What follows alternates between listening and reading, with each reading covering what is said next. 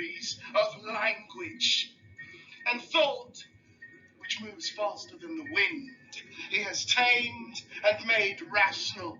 The miracle of man's speech is odd in its own way, because it's a slight departure from the sense and reality that we've had in the play up till then.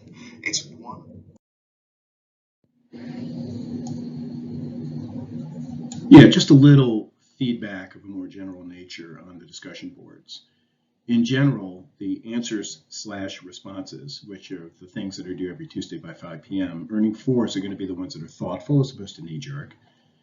You know, they suggest some sort of meditation on the question and not just kind of rapid fire kind of reaction to get the assignment done. They will also be argumentative. They'll argue something. They'll make claims. They'll be detailed. They'll offer evidence in support of their claims, and they'll be well documented in the sense that they'll quote, right, when they possibly can. And they'll certainly, I mean, this is part of being detailed and offering that evidence in support of the claims that you make, is to quote when you can, quote from the text, the literary text. Don't quote too much, you know, don't quote more than you can handle in your explanatory and analytical moments, right? Well, many of you earned 4s this week, okay? Lots of 4s this week, which just makes me happy, right? Others earned 3s. Don't feel that, oh, I'm a failure, I got a 3. No, you just got 3 this week, right? And you can, you know, you have more to go on, I think, as time goes on here, and we have examples that are probably pretty obvious. Some items that, you know, that are there that you look at and you say, hey, that's good. I'm going to do something more like that next time. Okay? So learn from each other. Let me mention there were very few who participated. There's some who didn't participate, but there are very few who did participate who received fewer than 3 points. Okay? So my most general bit of advice is that middle sentence, 3 words, keep it up, right? Now, read the comments. With regard to the comments due every Thursday by 5 p.m., it's now 1:30 in the afternoon on Thursday, okay? And what I've noticed is that most people have already offered comments, so I don't know, you know, I might actually change the timing for the second part of the discussion boards. I may actually change that to noon on Thursday. I was thinking about making it midnight on Wednesday. I may end up querying you guys about that because I want it to be something that works in your schedules. And I can imagine that a lot of professors are hitting you with things due early in the week because everybody likes to have the end of the week open to do, all the professors, they like to have the end of the week open to do their research, right? And I don't want to, you know, I want to be mindful of that, okay? So let's make sure we're not just kind of front loading everything to a kind of degree that it collapses, you know, your early weeks. So we'll see. Maybe we'll keep it at Thursday by 5. But I like to have you will be, you know, we'll get into this routine. We're already in the routine, right? It's just, I guess it's not a routine yet because it hasn't happened a second time. But you know, I'm going to be giving you a video like this every week, and it's going to be directed towards the discussion boards and whatever issues might arise that maybe we didn't get to on the discussion boards or whatnot. It would be nice to have the comments done by you before I actually make up this video. Now, that's not going to happen this week. It may not happen going forward, and that's okay. It's not the end of the world if it works that way. If I don't respond to your comments, there's still 3 or 4 hours left after I've made up the video, which is directed towards, you know, the discussion boards, but there's still a little overlap there. You can always bring it up the following week, right? So just there's that. Now there's also this other thing. Just what do you do for the, you know, for the comments as opposed to the answers responses? The answers responses due every Tuesday at 5. The comments due every Thursday at 5. Okay. Do exactly what you do. You see what I'm writing down here is a bit of evidence or a bit of direction. Okay. Try to do exactly what you do on the answers responses, just at less length. And of course, what you're doing is directed at the comments, or rather the answer, or answer/response of one of your fellow students, right? As opposed to my question, you're actually commenting on an answer to my question. Okay, and that's the difference. That doesn't mean you don't go back to the book, right? Go back to the book, quote in support of your claim. Don't stick with the evidence. You might want to quote evidence. I use the word against. That sounds more hostile than, you know, in helpful constructive engagement. How about that? With your fellow students, right? You're commenting on a fellow student's answer response and you're quoting in support as a means of, in fact, being even more helpful, right? By bringing some new evidence into the discussion that maybe is missed by your fellow student who has offered an answer and a response. So what does this mean? Well, argue, quote, and analyze even as you address one another's arguments. I mean, that's the upshot, right?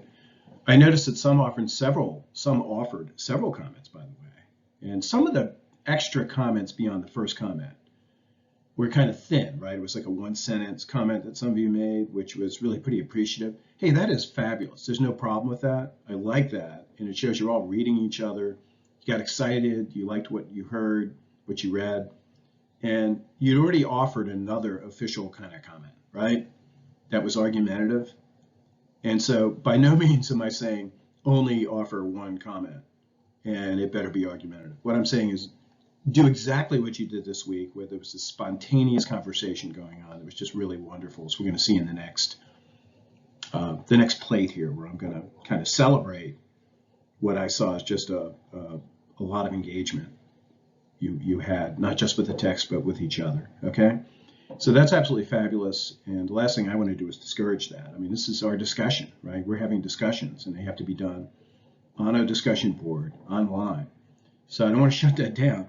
Just make sure, there's just this minimal rule that at least one of the comments that you write, as I said a moment ago, looks a little bit like an answer response, but it's just not a full paragraph. It's more like about 3 sentences or so.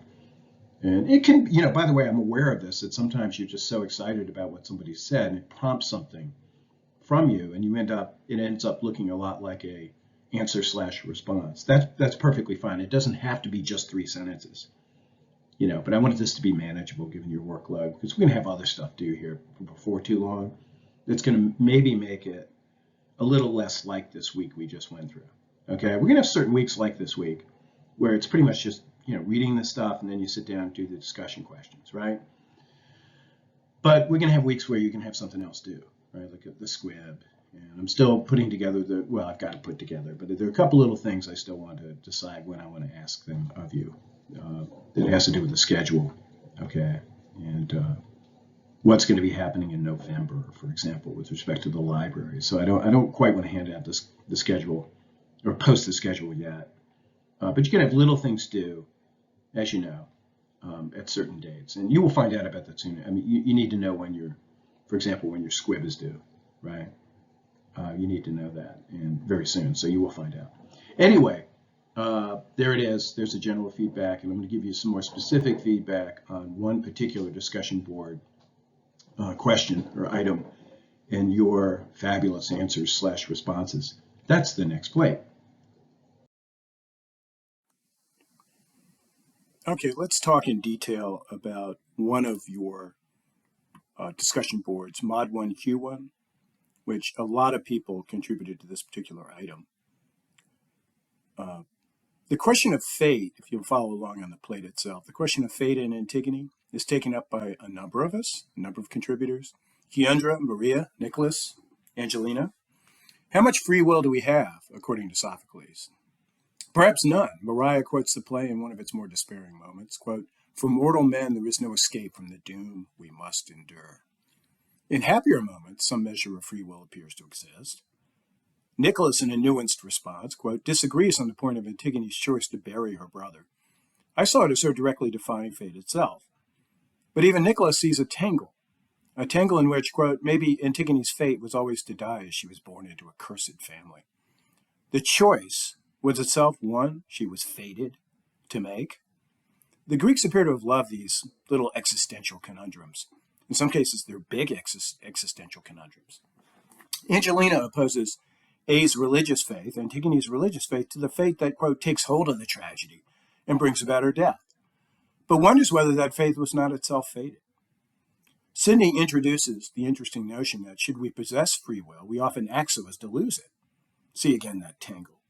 That is, quote, actions are sometimes everlasting, just because we might say sorry and try to do better.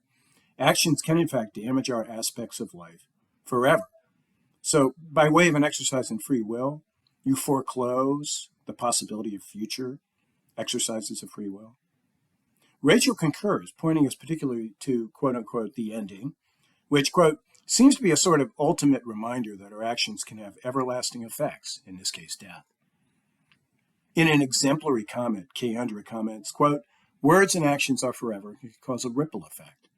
She quotes Crayon's famous line, quote, the guilt is all mine, can never be fixed by another man, no escape from me, I killed you, God help me, I admit to all. Note the telling admixture of notions of free will and necessity. Crayon asserts that he, Crayon, did this bad thing, the guilt being, quote, all mine. Even as, admitting present powerlessness, he imagines no escape and calls upon God for help. Has he not become the prisoner of a fate of his own making?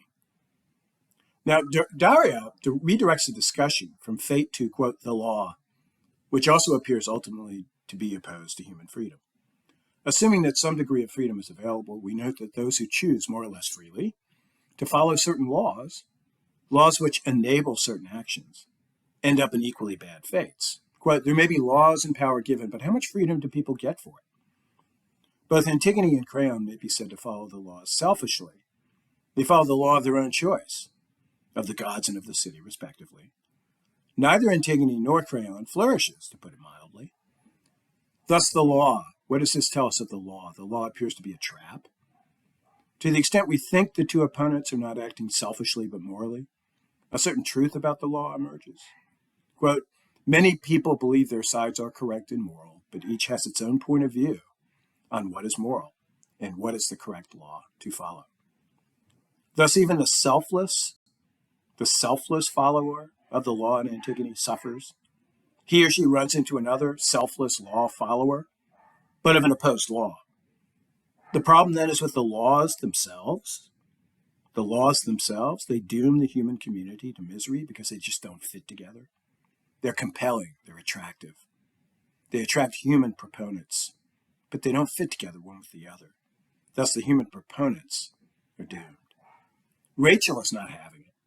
Working through the plot, she argues that the play critiques, quote, government laws inflexible. Xavier, I think, contributes that term, and instead confirms Antigone's moral code.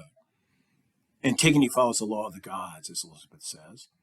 The play imagines conflict between the moral and the legal, morality and lawfulness, as Joe puts it, love versus politics, as Samantha puts it, and prefers the former to the latter. It's a choice between whose law is meant to be followed, man or God's, according to Elizabeth. We know which one. Interestingly, Daria finds Crayon to be a moral actor too, with just a different moral. The law plays a role in this play for the king and his wife just as much as Antigone, because the king does what he believes is right, in the moment, even if it wasn't considered morally right. Here, Daria points us back to where we were before we allowed Rachel's statement to be heard, which it needed to be, points us back to the insight that the play is all about incommensurate laws, conflicting points of view, a human predicament in which morally, more or less equally defensible senses of the right come into fatal conflict. Perhaps a good definition of the tragic. By the way, for next week, you're going to be reading a little essay that tells us a little bit about Hegel, a famous German philosopher who defined tragedy in a way very, very close to what we are now talking about. Well, redirecting, Randy argues that the play is about power. The powerful lawman, Crayon, loses everything, ends up worse even than Antigone, having blindly asserted himself. As Joe puts it, Antigone is mildly in the wrong, dead. Crayon is fully in the wrong. Family is dead, and you wish for death. It's a fate worse than death, isn't it? You will not get out of this that easily. Power, making one a power unto oneself, blinds and dooms. As Laura puts it, King Crayon strongly believes an enemy is an enemy, even dead, and refuses to see the opposing side until far too late. Which is to say, and Mariah says it, the powerful lack wisdom, the awareness that, quote, your beliefs may not always be right, and you should be open to other sources of input to help look at different situations better. Crayon was too prideful with his law. Matthew, Nicholas, and Maggie also point to his pride. Too enamored of his own high status and the consequences, a tendency towards irrational decisions, as Amara puts it. Xavier puts it well, and thus gets the last word. Crayon is more concerned about whether he has the right to act, rather than if he is right to act.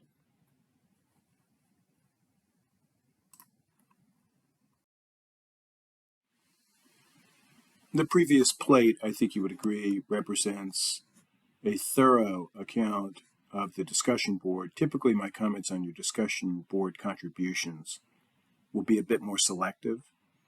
I don't want you to feel slighted if your contribution is not mentioned in any particular week. Often I'll be noting and quoting answers, responses, and comments thereupon, not because they are better than other answers, responses, or comments, but because they serve some particular point that I feel needs making.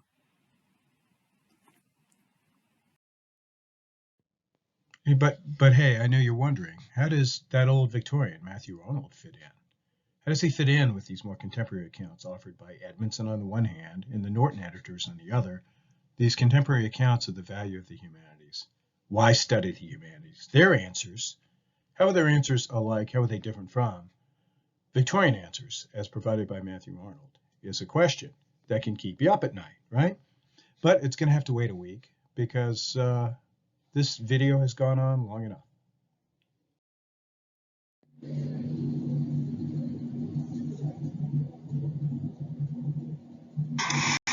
Aquí säger de bergsförrätta filofanen, fidat och bröderen faus, efantiskote, Odysseus, Almeidas Greco, Divideo Mileet con Molusa, Don Lecasmi, Asgote Nefanda, Fola da Massagia, Figara da Prodromo, Oxigeno Kiri,